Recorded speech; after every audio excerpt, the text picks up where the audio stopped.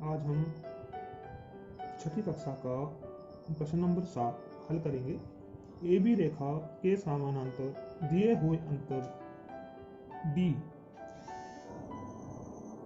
जिसके लिए हमें ऊंचाई का माप d के समान दिया गया है और ए बी रेखा का माप नहीं दिया गया है, तो हमने ए बी रेखा अपनी इच्छा से लेनी है। इसको ज़्यादा गहरा नहीं करना है। ए बी रेखा माप लेने के बाद हमने इस ए बी रेखा पर कोई दो बिंदु लेने हैं, इस तरह से R और P। बिंदु लेने के बाद D अंतर के बराबर प्रकार खोलकर बिंदु R से इस तरह से चाप लगाएंगे और बिंदु P से भी इस तरह से चाप लगाएंगे। चाप लेने के बाद हम इन चापों के सिरों को कुछ इस तरह से मिलाएंगे। यह रेखा चापों को अंदर से नहीं काटे, सिर्फ स्पर्श करती हुई गुजरे, इस तरह से।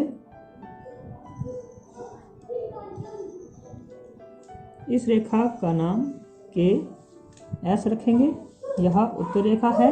यह रेखा के एस रेखा ए बी रेखा के समानांतर है, जिसका अंतर डी रेखा के समान दिया गया है।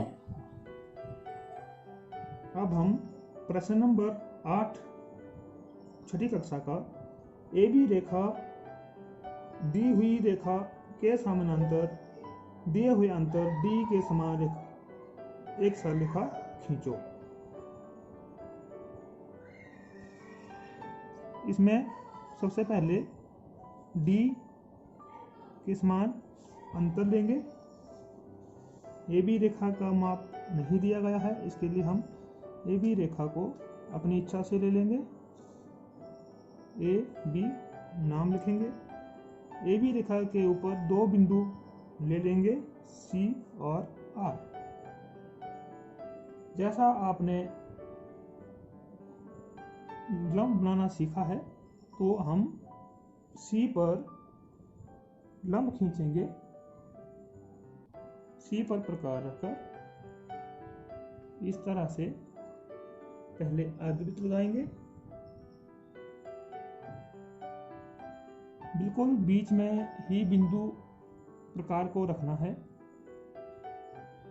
चाप लगाएंगे। जहाँ पे दोनों चापें आपस में कट रही हैं, बिंदु को प्रकार को बिल्कुल सेंटर में ही रखें। अगली चाप लगाएंगे इस तरह से।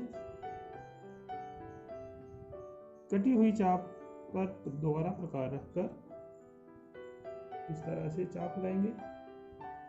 जहां दोनों चापें कटती हैं, सी को मिलाते हुए ये रेखा हमने ये खींच दी है। यह एक लंब है। इसी तरह से हम बिंदु आर पर भी लंब खींचेंगे।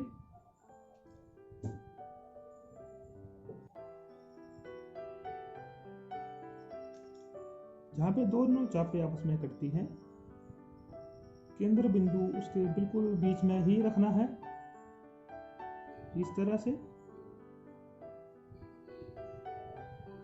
कटी हुई चापों को आर से मिलाते हुए ये रेखा हमने खींच दी है इस तरह से।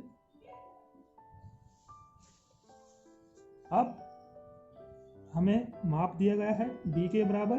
डी के बराबर प्रकार खोलकर बिंदु सी से चाप लगाएंगे और बिंदु आर से भी चाप लगाएंगे। ये चापें इन लंब को जहां पर कटती हैं, यह बिंदु के और एच होगा, जो ए बी रेखा से समान दूरी पर है। अब हम के और एच को मिलाते हुए रेखा खींचेंगे। ई डी नाम रखेंगे। ईडी रेखा AB रेखा से समान दूरी पर है, जिसका माप D रेखा के समान दिया गया है।